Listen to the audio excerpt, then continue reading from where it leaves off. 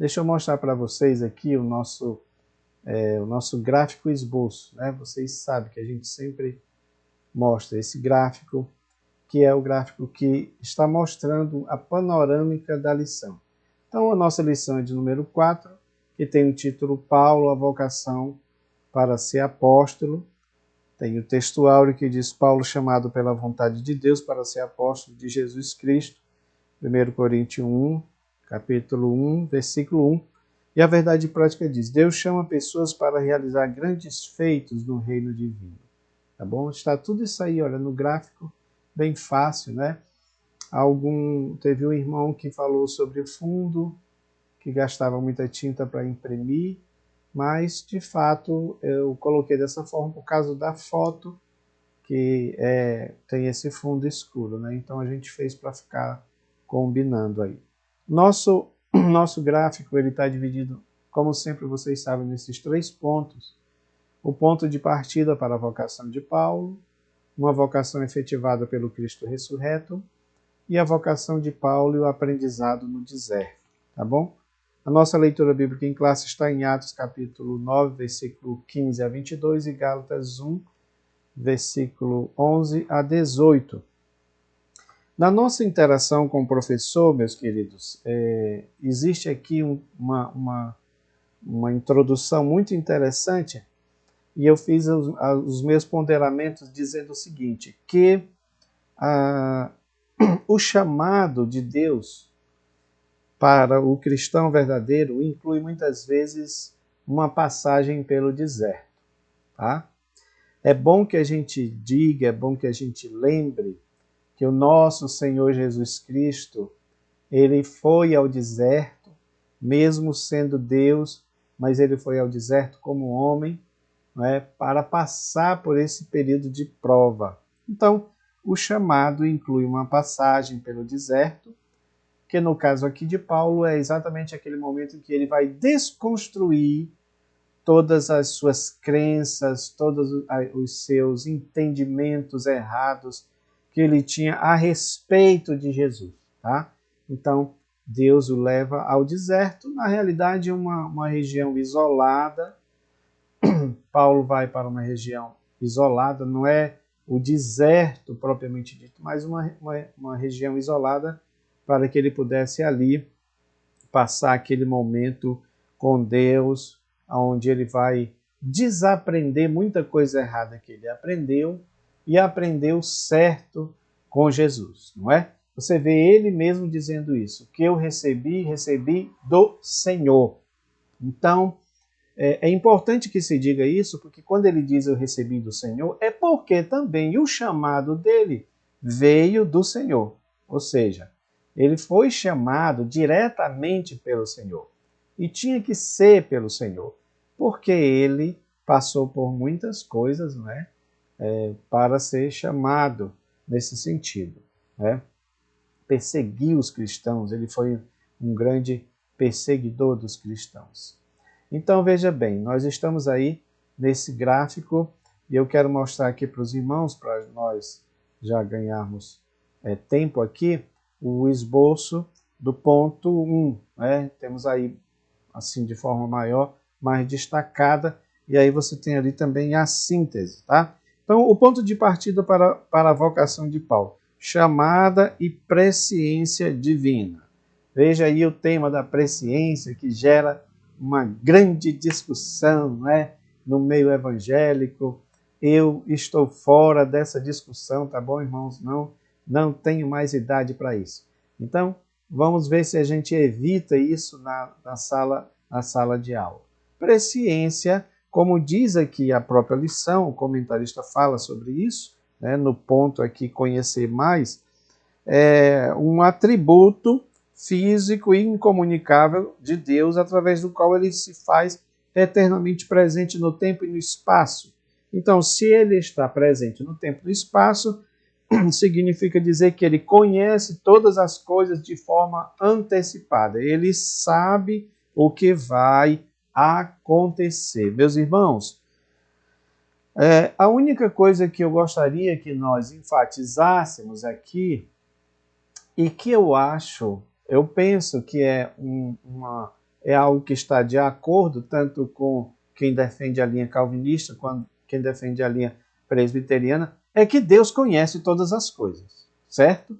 Então isso aí é importante, porque já existe, e aqui eu estou fazendo uma apologia, tá bom?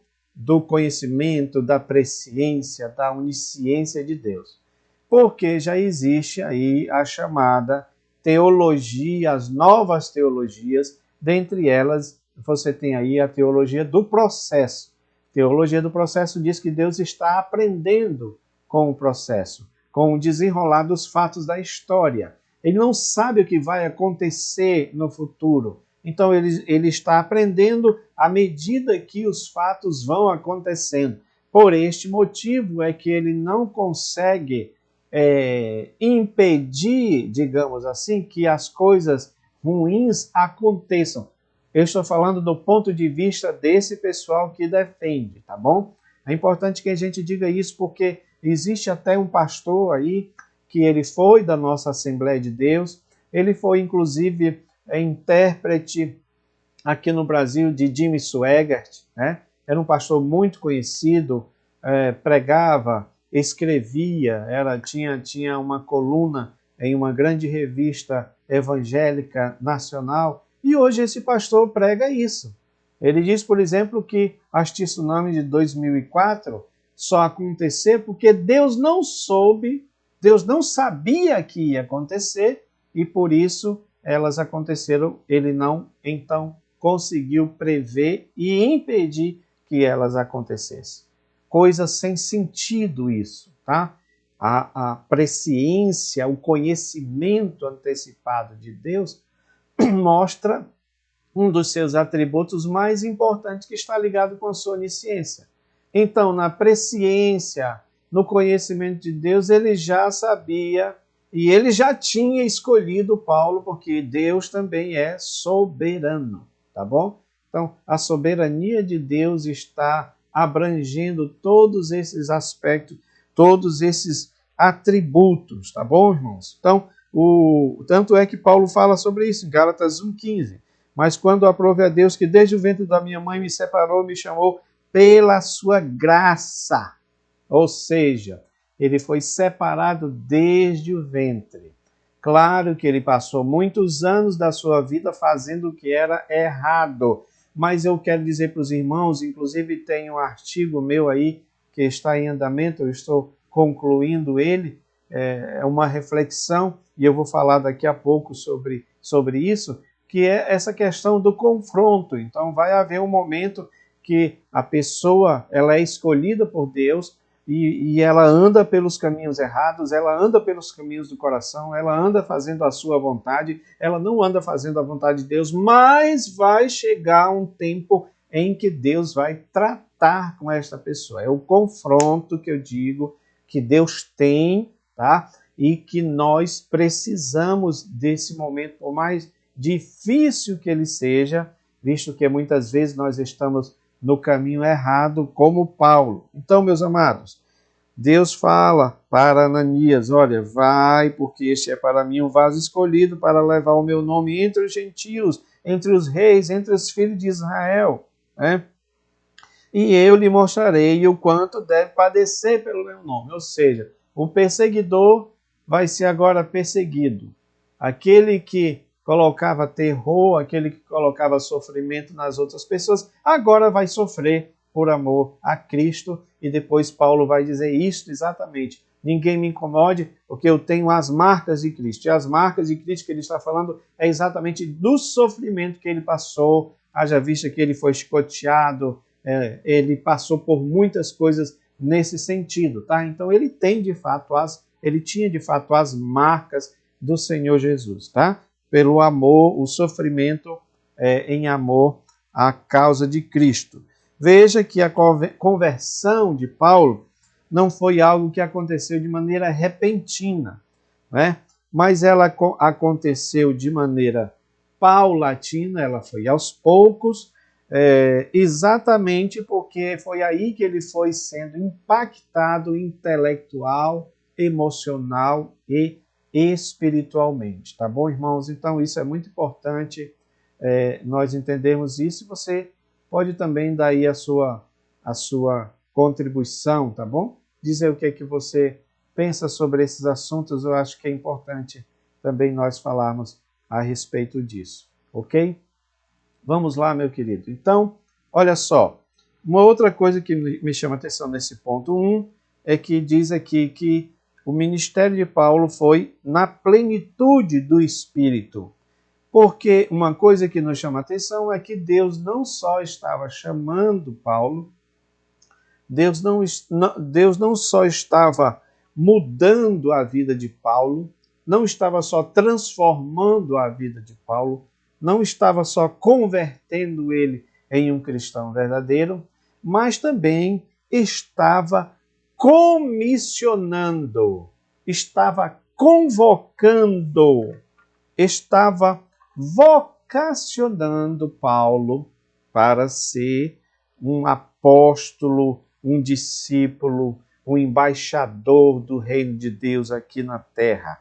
E o colégio foi o deserto. Vamos ver sobre isso daqui, tá bom? Então é importante dizer que Paulo, ele foi ungido, aqui mostra sobre isso o nosso comentarista, o pastor fala sobre isso, né? Ele teve uma unção especial do Espírito Santo, e quando a gente fala de unção aqui, nós não estamos falando de outras coisas, não estamos falando de reteté, mas nós estamos falando de unção no sentido bíblico, no sentido de separação para o trabalho, ou seja, a unção aqui era uma capacitação para a obra do Senhor, e esta obra, como ele mesmo diz, Paulo, não foi só através de palavras persuasivas, mas foi através de ações poderosas do Espírito Santo de Deus na vida dele. Por isso, na sua pregação,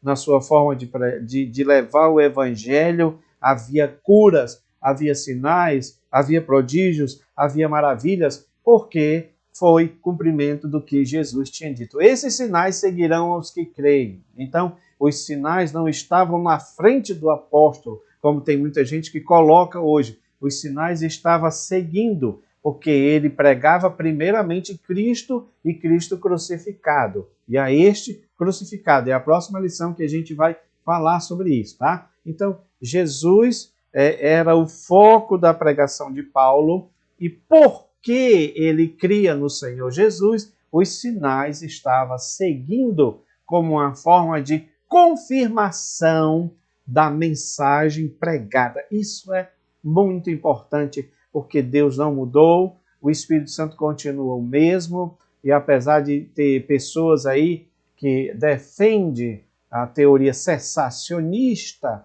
mas nós continuamos dizendo que o Senhor não mudou, que ele continua sendo o mesmo, que ele continua operando milagres e maravilhas. E aí nós temos aquele assunto, né, que nós já até falamos sobre ele, sobre a questão da mudança do nome de Paulo. Acredito que nós não devemos perder tempo nisso daí, não é, irmãos? A gente não vai esmiuçar isso, né? Porque não houve uma mudança, só o que acontece é que Paulo tinha o seu nome hebreu, judeu, e tinha o seu nome latino, Paulos, né? E isso não é algo que é para a gente se perder. Mas tem uma outra coisa que eu acho aqui mais importante, no subsídio pedagógico, meus irmãos. Preste atenção, eu queria muito que vocês respondessem esses questionamentos. Olha só,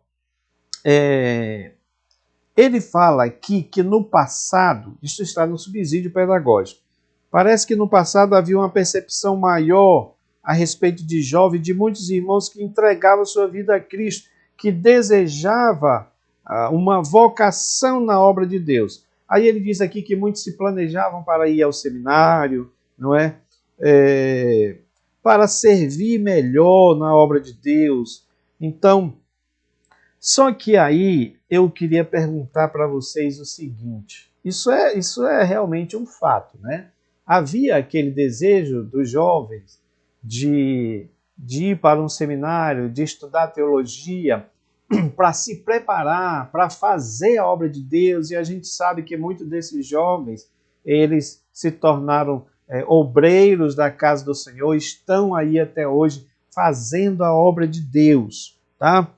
Mas o que o nosso comentarista lança para nós discutirmos aqui, já que estamos falando da vocação de Paulo, é exatamente isso. Ele pergunta, você se sente vocacionado para Deus para fazer alguma coisa? Né? Você se sente chamado por Deus para fazer alguma coisa? E aqui eu quero fazer uma pequena crítica, uma pequena ressalva, porque me parece que alguns jovens, eu não estou dizendo todos, mas alguns jovens de hoje, eles querem estudar teologia no seminário. Aí a minha pergunta o interesse de estudar teologia no seminário é para, no sentido de atender uma vocação para a obra de Deus, ou simplesmente exibir conhecimentos bíblicos? Porque o que a gente vê em muitos desses jovens é essa avidez por discussão de assuntos teológicos. Ao meu ver, e eu acredito que os irmãos também concordam com isso, isso não é o foco, irmãos. Isso não é vocação. A nossa vocação, ela é o chamado de Deus. Deus nos chama para uma obra específica. E essa obra específica não deve incluir esse bate-boca, essa discussão interminável nas redes sociais sobre determinados assuntos. Então, eu não sei o que é que os irmãos pensam a esse respeito, mas eu acho que era algo que nós devemos, ou pelo menos deveríamos, refletir sobre isso, né? Sobre o fato de que a vocação, o estudo bíblico, o estudo teológico, não é para nós a exibição de conhecimento, mas sim para fazer a obra de Deus, tá? Acho importante nós pensarmos sobre isso. Meus queridos, e aí nós temos aqui o ponto 2, tá?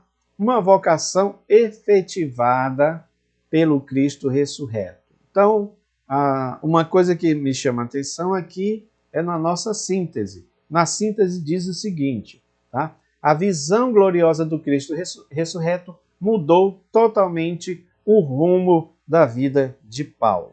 E o nosso comentarista aqui, o pastor Elienay Cabral, faz questão de dizer que isso não foi o que Paulo viu a caminho de Damasco, não foi uma visagem, como se diz aqui no norte, né, no Pará, não foi uma visagem, não foi uma miragem, não foi uma ilusão de ótica, mas Paulo ou Saulo, ele teve realmente uma visão do Cristo ressurreto, visto que o nosso Senhor Jesus, ao subir ao céu, ele disse que atrairia muitos a si mesmo, e isto significa dizer, entre outras coisas, que ele se revelaria às pessoas para que estas pessoas fossem atraídas a ele. Então, assim como Paulo teve a visão do Cristo ressurreto, você tem também um fenômeno um pouco parecido, só que com outro enfoque,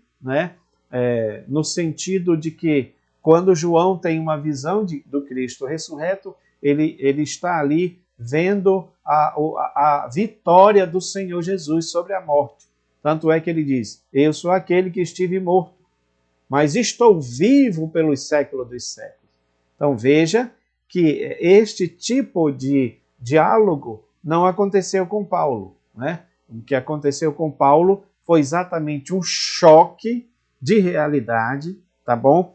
Que eu coloco aqui, a gente vai falar sobre isso, exatamente para que ele pudesse se despertar. Então, Jesus apareceu para Paulo de maneira gloriosa, tá bom, meus irmãos? Porque Jesus é luz, é resplendor, é glória. Glória está falando de luz. Veja bem, uma coisa que eu acho muito interessante, quando a gente lê sobre a Nova Jerusalém, diz a Bíblia que a Nova Jerusalém não tem gerador de energia, Na Nova Jerusalém não tem hidrelétrica, mas ela tem a luz do Cordeiro.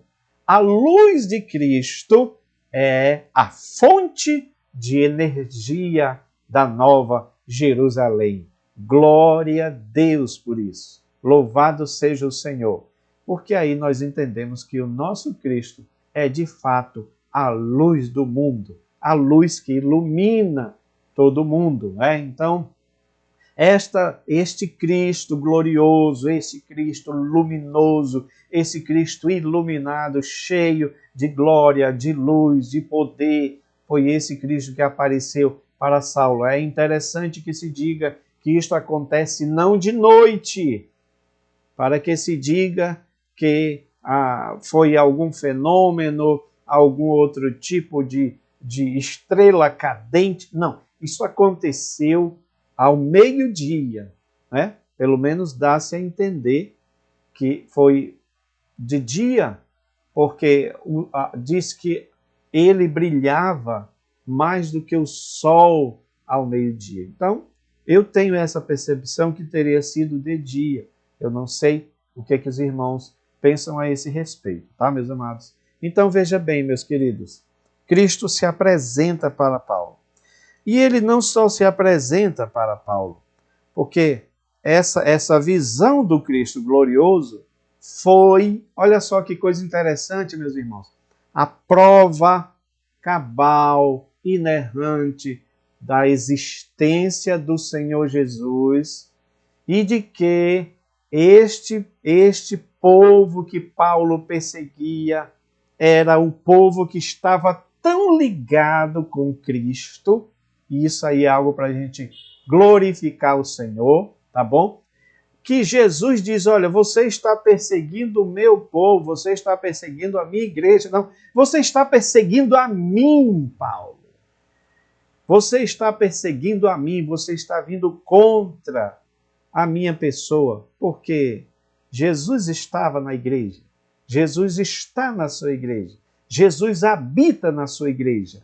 Então, se fizer alguma coisa com um dos seus pequeninos, está fazendo com Cristo também. É muito importante que a gente entenda isso, não é?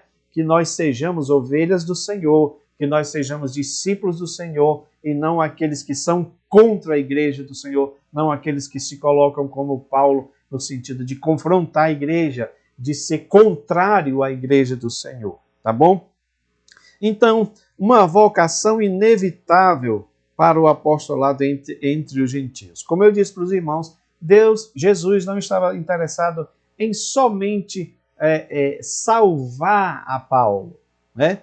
Mas ele estava interessado em transformar Paulo, meus irmãos. E isso aqui é maravilhoso.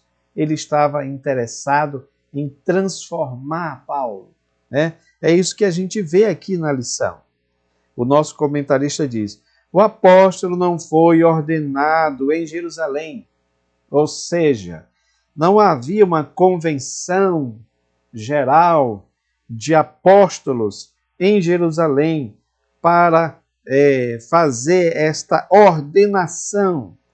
O comentarista diz aqui, ele não foi ordenado em Jerusalém, nem por uma comissão de apóstolos formada por Pedro, João e Tiago, ou por algum outro dos apóstolos de Cristo. Mas o que prevaleceu foi exatamente a declaração de Jesus. Vai, porque este é para mim um instrumento escolhido. Ou seja, sou eu que estou escolhendo. Sou eu que estou chamando.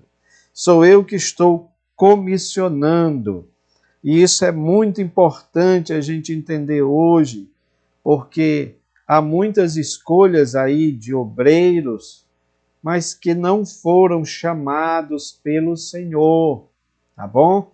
É por isso que Paulo, em certo momento, ele diz que não se deve impor a mão precipitada sobre as pessoas, ou seja, não se deve consagrar de maneira precipitada, tá bom? Então, Paulo, ele não era um convencional, mas ele era um comissionado por Deus. Tá bom, irmãos?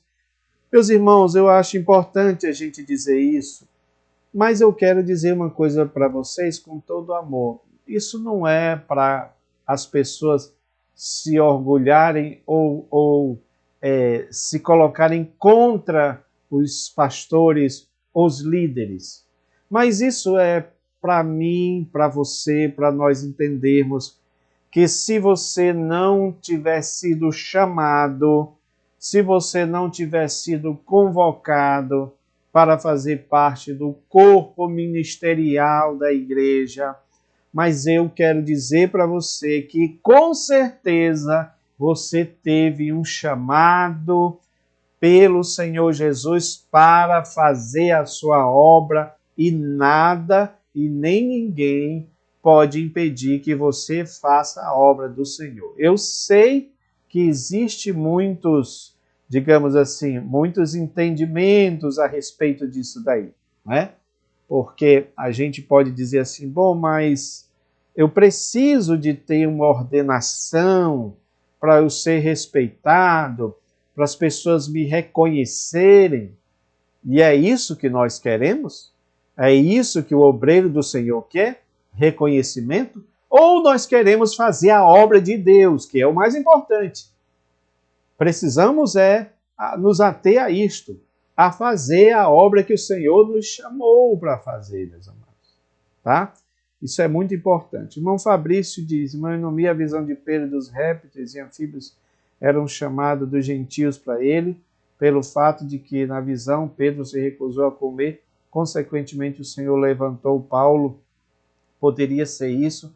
Eu acredito que no caso de Pedro ali, irmão Fabrício, o que Jesus estava querendo mostrar para ele, né, e para todos os apóstolos, é que o evangelho teve uma abertura para os gentios.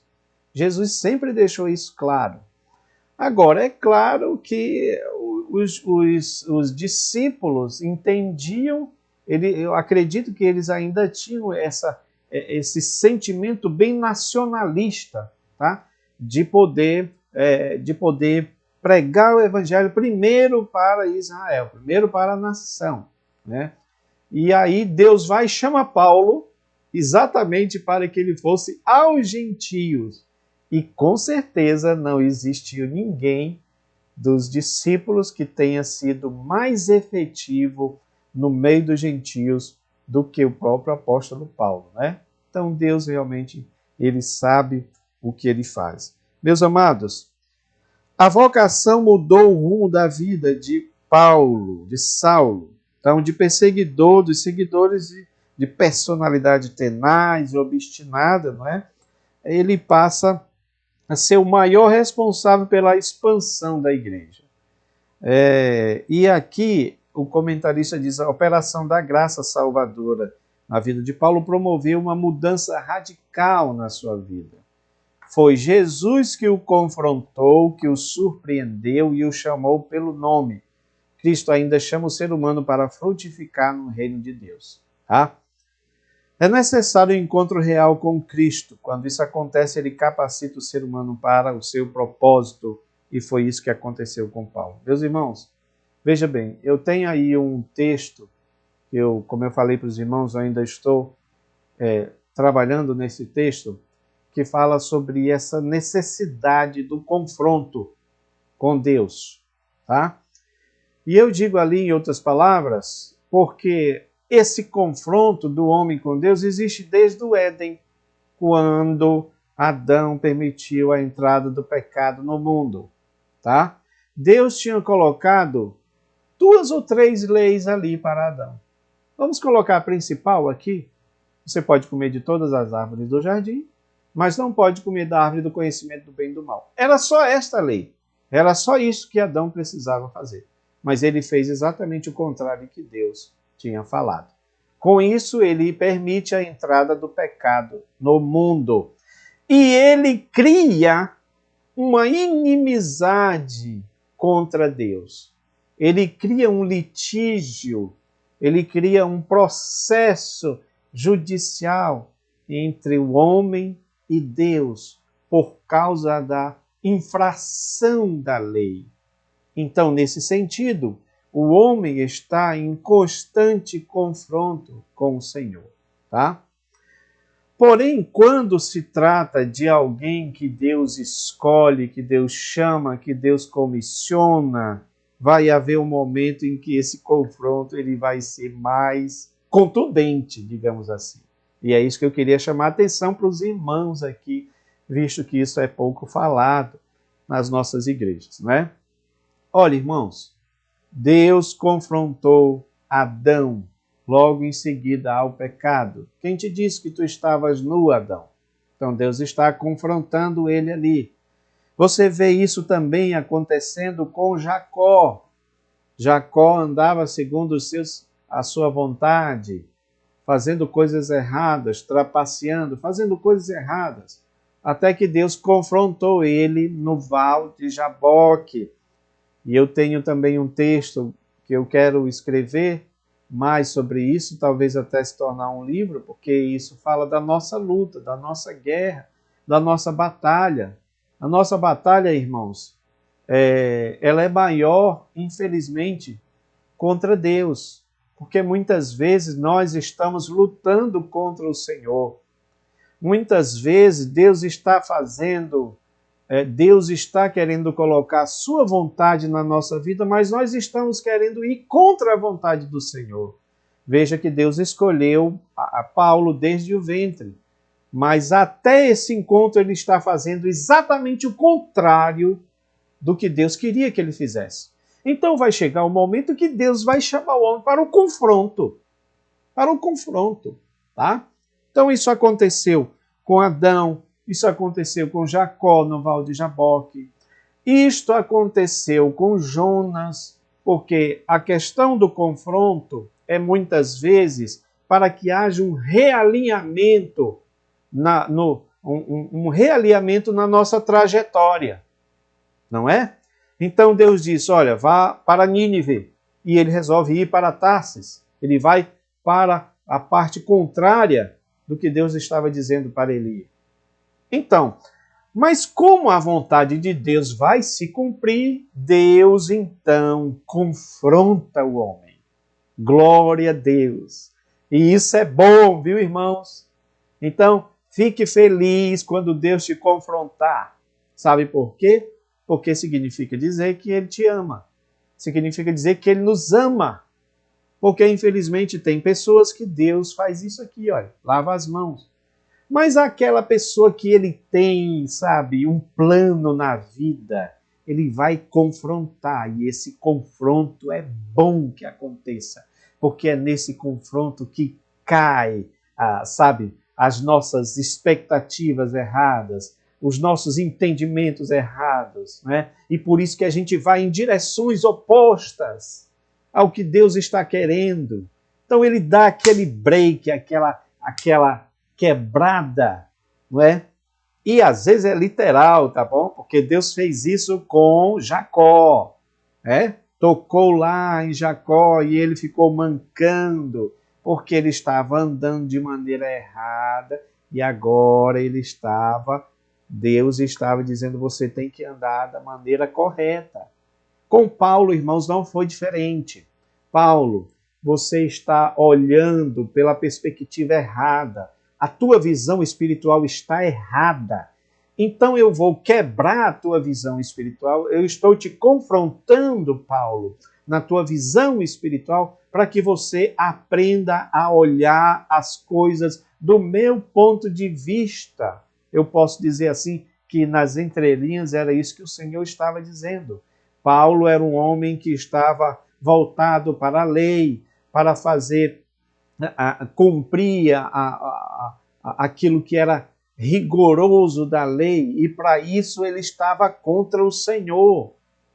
E ninguém pode ficar contra o Senhor, meu irmão, tá? Por isso que nós não podemos espernear contra os aguilhões, tá? Então, os aguilhões, eu costumo dizer que é o cajado do pastor chamando aquela ovelha para ela retornar ao aprisco. Você está indo para o lado errado, eu vou te chamar. E esse aguilhão vai dar uma ferradazinha, vai doer, que é para você aprender a olhar as coisas do ponto de vista correto. Então, com Paulo, Deus deixou ele cego para que ele pudesse enxergar espiritualmente. Ele estava enxergando materialmente, mas espiritualmente ele estava cego. Então, Deus cega ele fisicamente para fazer ele enxergar espiritualmente. Glória a Deus! Então, esse é o confronto, meus amados, que às vezes precisa que aconteça conosco para Deus nos chamar de volta ao caminho, tá bom? E para nós encerrarmos o terceiro ponto, tá? Nós vamos aqui sobre a vocação. A vocação de Paulo e o aprendizado no deserto. Bom, uma vez que Deus chama Paulo, uma vez que Deus se revela para ele, uma vez que Deus dá uma quebrada e faz ele cair, não me interessa se ele estava em pé e caiu, não me interessa se ele estava num cavalo, às vezes a gente faz tanta questão por essas coisas. O que importa é que ele caiu, certo? Ele caiu. E essa queda foi algo assim físico, mas tem o sentido também espiritual, porque ele estava muito elevado no seu pedestal de religiosidade, não é? De soberba, de intelectualidade, que depois ele vai dizer que tudo isso era esterco. Então Deus faz ele cair para que quando ele se levante para o Senhor, ele se levante como uma nova pessoa. Deus faz ele ficar cego para que quando ele comece a enxergar, para que quando seus olhos se abram, ele comece a ver as coisas do ponto de vista de Deus, tá? Então, isso tem a ver, muitas vezes, com o tratamento que Deus vai dar no deserto. Eu falei aqui do confronto. Esse confronto é a quebra, é aquele break que Deus precisa dar, tá? Mas aí Deus vai trabalhando, meus irmãos. E aí tem um texto que eu coloquei sobre como Deus trata conosco no deserto, tá bom? Deserto, meus irmãos, é lugar de paradoxo, é lugar de contradição, porque você tem ali um momento em que no deserto é muito frio, não é? De noite, e você tem um momento que é quente demais durante o dia. Então, você tem ali no deserto, como você sabe, serpentes e escorpiões, que são poderes malignos, poderes satânicos. No deserto você tem uma completa ausência de tudo. Eu coloquei no nosso texto aí, você pode baixar, tá? Que isso representa esse vazio, muitas vezes, que a gente precisa ter para ser cheio de Deus. Esse esvaziamento que é necessário, muitas vezes, tá? Então, o deserto é lugar de tratamento. Deus tratou com muitos homens de Deus no deserto, tá? Deus tratou, por exemplo, com Moisés no deserto, né? Tirando ele lá do palácio do faraó, levando para o deserto para ser pastor lá de ovelhas, não é? E Deus vai tratando com ele ali, até se manifestar para ele, chamando para fazer a sua obra. Então, é importante nós entendermos isso. É importante também, irmãos, que a gente entenda que o próprio Cristo foi levado ao deserto. E a Bíblia diz que ele foi levado pelo Espírito Santo. Porque a gente precisa entender que muitas vezes é Deus quem nos leva para o deserto para nos ensinar coisas importantes. Por isso que colocamos aqui na nossa reflexão, aprenda com Deus no deserto. O deserto é aquele lugar em que você não vai ficar dependendo das pessoas. Porque muitas vezes a gente usa as pessoas como muletas, não é verdade? E muitas vezes Deus está querendo que a gente dependa única e exclusivamente dele, somente dele e de mais ninguém. Então, é no deserto que ele nos chama, é no deserto que ele nos desnuda da nossa carnalidade, do nosso orgulho, da nossa soberba, da nossa pretensão, é no deserto que ele vai moldar o nosso caráter. Então, acredito que foi isso que aconteceu com Paulo. Ele foi moldado, ele foi trabalhado. Então, tem muitas lições, né? Olha só, eu coloquei aí, eu coloquei isso tudo dentro, tá, irmãos, do que está aqui, as lições no deserto. Então, esse terceiro ponto aí, eu fiz uma lista das lições do deserto que estão aqui espalhado no texto do nosso pastor Elienay Cabral. Então, olha só, ele diz aqui, aprofundar o conhecimento acerca de Jesus. Muito bem, Jesus havia se manifestado a ele, mas como eu disse para vocês, foi o confronto. Foi uma forma de derrubar ele, para ele parar de ir naquela direção que Deus não queria que ele fosse. Muito bem. Agora, ele precisava conhecer ou saber quem é Jesus. Quem era Jesus. E muitas vezes, não é, irmãos, isso precisa sim de, como eu posso dizer, de um intensivo. Lembra daquelas aulas, quando você estuda para o vestibular, você tem que fazer aquele intensivão, né? Então, há pessoas que Deus faz um intensivão com eles, para eles aprenderem de maneira rápida, porque Deus já queria levar eles para a obra. Então, se era uma preparação, ele precisava não passar 10, 20 anos estudando, não. Ele passou apenas 3 anos, mas foram 3 anos de aprendizado, tá? Foram 3 anos em que, como diz o nosso comentarista, e eu listei ali, ele vai reavaliar suas crenças, porque muitas coisas que ele acreditava estar certo, na realidade estava errado, e isso é importante também nós colocarmos isso para a nossa própria vida, porque muitas vezes nós também estamos crendo em coisas que não estão corretas, que não estão certas, e Deus nos ajuda a reavaliar a nossa fé, o nosso conjunto de crenças, tá? Também é uma forma no deserto, segundo o nosso comentarista aqui, de se despir da religiosidade. Paulo, como todos nós sabemos, era aquele fariseu muito religioso e Deus estava desnudando ele, tirando toda aquela religiosidade, todo aquele conjunto de crenças, de dogmas, de ensinamentos que ele tinha advindo do judaísmo como fariseu. Então ele precisava tirar tudo aquilo, se despir de tudo aquilo, que depois ele vai dizer que isso aí é esterco, porque não adiantou de nada para ele, não é? Então Cristo estava ali se revelando, reavaliando as crenças dele, fazendo ele ter esta reavaliação, que é muito importante nós fazermos isso, despir da sua religiosidade, e isso é algo que a gente pode aplicar para nós também, tá? Porque Deus não compactua com religiosidade, tá, irmãos? Então, muitas vezes o que acontece hoje na igreja é algo que nós precisamos evitar, essa religiosidade em detrimento de uma espiritualidade mais vívida, mais real com o Senhor. Outro ponto que foi uma lição importante no deserto é o dominar as suas paixões. Veja que Paulo diz que ele esmurrava o seu próprio corpo e o reduzia à servidão, que é algo que eu sempre tenho dito, que a carne não se converte, tá bom? A conversão acontece a nível homem interior, mas a nível exterior, a nossa carne, a natureza carnal, ela precisa estar submissa, sujeita ao homem interior.